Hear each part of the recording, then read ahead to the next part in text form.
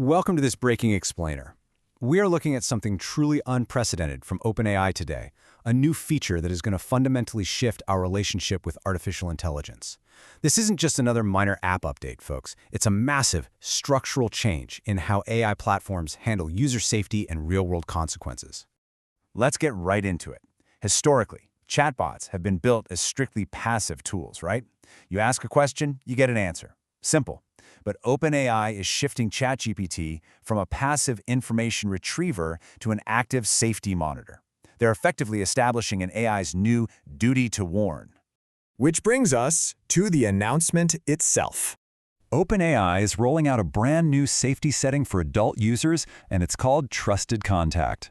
At its core, it's an optional self-harm alert. Basically, if you turn this feature on, you can designate a human, like a friend, a family member, or a caregiver. Then, if the system detects that your conversation is leaning into topics of potential self-harm or suicide, it actually triggers a real-time notification to that specific person. Now, to put that into perspective, this is a massive leap from the old industry standard. Previously, if you typed something concerning, the AI would just spit out static helpline numbers, like the National Suicide Prevention Lifeline. Helpful, sure, but completely passive. Now, we're talking about active, human-in-the-loop alerts. It's an attempt to proactively bring a trusted person from your actual, real life into the situation. So let's break down exactly how the system works. The mechanics follow a clear four-step process. Step 1 is the opt-in. This is absolutely crucial. It's turned off by default to protect your privacy. Step 2, you securely designate your contact's information. Step 3 is where the AI takes over, monitoring and detecting specific trigger phrases or intent. And Step 4, the notification is deployed. Now, on paper, that looks pretty straightforward, but those last two steps, they open up a massive can of worms. So let's put on our analyst hat for a moment and pressure test this. The fundamental, glaring question here is, can an AI truly understand context? We all know OpenAI's models are incredibly advanced, but human language? It's messy. It's highly nuanced. It really comes down to parsing intent versus context. Take a scenario where someone is just venting, using dark humor, or what happens when a fiction writer is exploring a gritty theme for a novel, or a psychology student researching a paper. They're using the trigger language, sure, but they aren't actually in danger. If the AI gets this wrong, it sends a sudden panic-inducing false alarm to a loved one, and that could cause massive emotional distress and genuinely damage real-world relationships. Furthermore, there's this huge cloud of uncertainty regarding the notification itself. Does your designated contact get a generic warning? Something like, hey, please check on this user. Or do they receive actual verbatim excerpts from your private chat? Because if it's the latter, the privacy implications are absolutely staggering. Stepping back to the big picture, let's look at the capital impact, specifically around trust and liability. By building this feature, OpenAI is strategically attempting to build a deep trust moat. They're positioning themselves as the responsible, mature leader to regulators and enterprise customers. But here's the catch.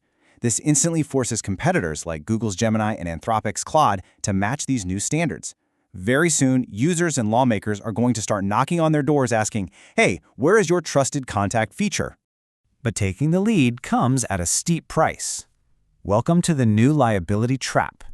By stepping out of the comfortable role of a neutral tool and stepping into the role of an active monitor, these AI companies are facing immense legal pressure. I mean, what if the platform fails to warn a contact and a tragedy actually occurs? Or on the flip side, what if a false alarm causes severe, actionable psychological distress? This leads us perfectly into the core risks, false positives, and privacy. Bringing our skeptical analyst perspective back to the table, we really have to ask the hard questions about monitoring. Who exactly reviews these flagged private chats? Because by opting into this system, you are inherently agreeing to let an algorithm and potentially human safety reviewers sitting at OpenAI monitor your most vulnerable, sensitive, private conversations. The severity of these risks literally cannot be overstated. First, you have false alarms, which could erode user trust to the point where people are just too afraid to use the AI for anything complex or personal. Second, data storage. How exactly is your loved one's contact info secured? And third, account misuse. Think about this. Could a bad actor in a toxic domestic situation quietly turn this feature on just to monitor their partner's mental health discussions without full consent? It's a terrifying thought. So, the definitive takeaway here is that absolute accuracy is the only defense. Without radically transparent policies and near-perfect technical execution across the board, this well-intentioned safety net very quickly devolves into a complete privacy nightmare. For the industry builders watching, let's move to the operator safety checklist. Make no mistake, the era of neutral AI tools is over. That's the new reality we're living in. OpenAI just proved that active platform responsibility and user well-being are no longer just optional nice-to-haves on a roadmap. They are now mandatory, core product requirements. So, if you're building an app with any kind of AI chat feature, you need to answer 3 critical questions right now. 1. What is your fully documented distress protocol? 2. How do you provide active resources rather than just passively handing out links? And 3. What is your legal duty policy? You simply can't sit on the sidelines anymore. Your engineering and legal teams need to be perfectly aligned on this starting today. Let's wrap this up with our final judgment. We are currently looking at the absolute central conflict of the next decade of technology: user safety versus data privacy. We're watching digital companions evolve in real time to take proactive, real-world actions. And the hard truth is, you simply cannot have this level of active safety without sacrificing a degree of absolute privacy. It is, without a doubt, a massive step onto a very thin tightrope. OpenAI's intentions here are clearly aimed at saving lives and setting a high industry standard. But for this to actually succeed in the wild, it's going to require radical transparency and incredibly strict legal guardrails to ensure it's never misused or mishandled. Which leaves us with this final, provocative thought. As these tools become more and more deeply integrated into our daily lives and our mental health, what do we actually want them to be?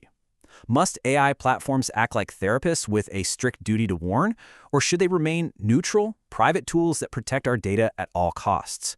It's a profound question that's going to define the future of artificial intelligence. Thanks for exploring this explainer with me today, and as always, keep thinking critically about the tools you use every day.